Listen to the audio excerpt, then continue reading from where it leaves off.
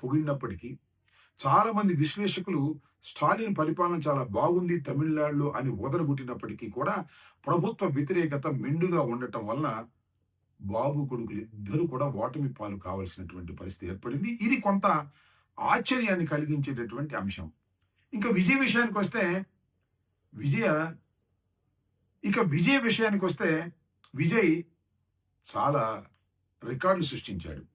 ప్రారంభం నుంచి అతను పార్టీ పెట్టిన దగ్గర నుంచి గెలిచేంత వరకు ఎక్కడ జడవకోకుండా ముందుకు వెళ్ళాడు.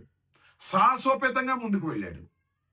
ఒక్క మాటలో చెప్పాలంటే సినిమాలోనే హీరో కాదు, ప్రజల మధ్యన కూడా హీరో అనేటువంటి మాట అనిపించుకోగలిగాడు కాబట్టే విశ్వాసం పెరిగింది. ప్రజలు ఆయన పక్కన మొగ్గారని నేను అభిప్రాయపడుతున్నా. ముఖ్యంగా ఆయన మీద ఈడీ కేసులు పెట్టారు. ఆయన ఇబ్బంది పెట్టేటటువంటి ప్రయత్నం చేశారు. చివరికి ఆయన సినిమాను కూడా రిలీజ్ చేయకోకుండా జాగ్రత్తలు తీసుకున్నారు. కుటుంబ తగాదాల గురించి రెచ్చగొట్టేటటువంటి ప్రయత్నం చేశారు. అనైతికమైన విషయాలను ఆయన మీద రుద్ది ఆయన అపాస్పాలు చేయాలని ప్రయత్నం చేశారు. అయినా విజయ్ మాత్రం ఒకటే చెప్పారు, బీజేపీ వాళ్ళు పొత్తుకు రమ్మన్నా, ఇంకా అనేక మంది పొత్తుకు రమ్మన్నా నేను పొత్తులకు వెళ్ళను, ఒక్కడనే పోటీ చేస్తాను, సింగిల్ గానే సింహం పోటీ చేస్తుందని గర్జించాడు. ఆ గర్జించినటువంటి గర్జన ప్రజలు విని వీర వేశారు.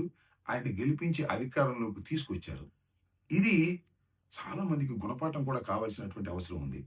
సాహసిస్తే తప్ప అధికారం రాదు అనేది చాలా స్పష్టమైనటువంటి సందేశాన్ని విజయ్ ఇచ్చాడనే విషయాన్ని మనం ఇక్కడ గమనించాలి.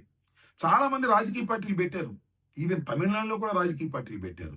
ఈయనకన్నా పెద్ద స్టార్లు అనుకునే వాళ్ళు కూడా పెట్టారు.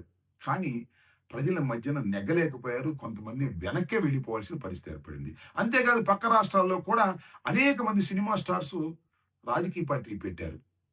కాలగర్భంలో కలిసిపోయే విధంగా చేశారు. ఒక్క నందమూరి తారక రామారావు గారు మాత్రం ఇదే పద్ధతుల్లో సాహసంగా ముందుకు వెళ్ళాడు. ఏత బోత నేను చెప్పదలుచుకున్నది ఏమిటంటే, రాజకీయాల్లోకి వచ్చిన వాడు ఎంతో కొంత మొండితనం లేకపోతే కుదరదు అని తేల్చేశాడు విజయ్ కూడా. అనేకమైనటువంటి ఇబ్బందులు పెట్టారు, అనేకమైన ఆశలు చూపారు. ఎవరితోనూ కలవకోకుండా మొండిగా పోరాటం చేసి విజయ డంకా మోగించాడు. అందువల్ల సాహసం సాయరా డింబక అని ఒక సినిమాలో ఎస్వి రంగారావు అంటాడు. అదేవిధంగా సాహసం చెయ్యందే రాజకీయాల్లో ముందుకు వెళ్ళలేమనే విషయాన్ని గమనించాలని ఈ సందర్భంగా నేను చెప్పదలుచుకున్నా.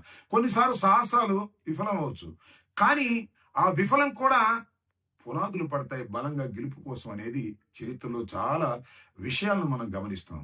ఏది ఏమైనా ఎన్ని చేసినా విజయ్ గురించి పదే పదే చెప్పుకోవాలి మనం. విజయ్ ఘాటుగా చాలా చురుకుగా ప్రజల మధ్యకి వెళ్ళగలిగాడు.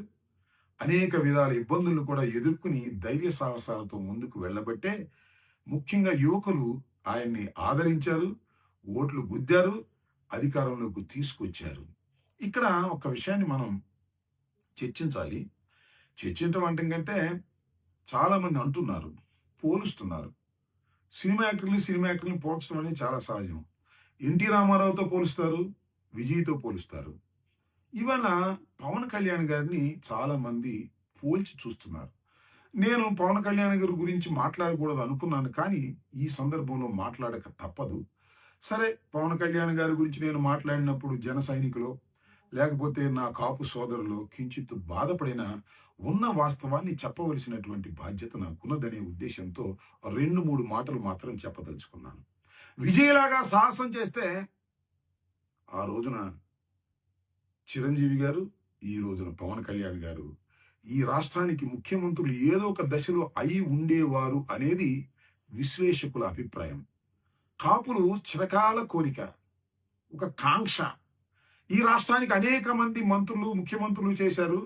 మనం కూడా ముఖ్యమంత్రి చెయ్యాలి అని కాపుల ఆశలను అడియాశలు చేసేటటువంటి కార్యక్రమంలోనే పవన్ కళ్యాణ్ గారు నిమగ్నమైపోయి ఉన్నారు. నేను చెప్పదలుచుకున్నది ఏమిటి అంటే, సాహసం చేయలేని వాళ్ళు, ధైర్యంగా ముందుకు వెళ్ళలేని వారు రాజకీయాల్లో నెగ్గుకు రాలేరు.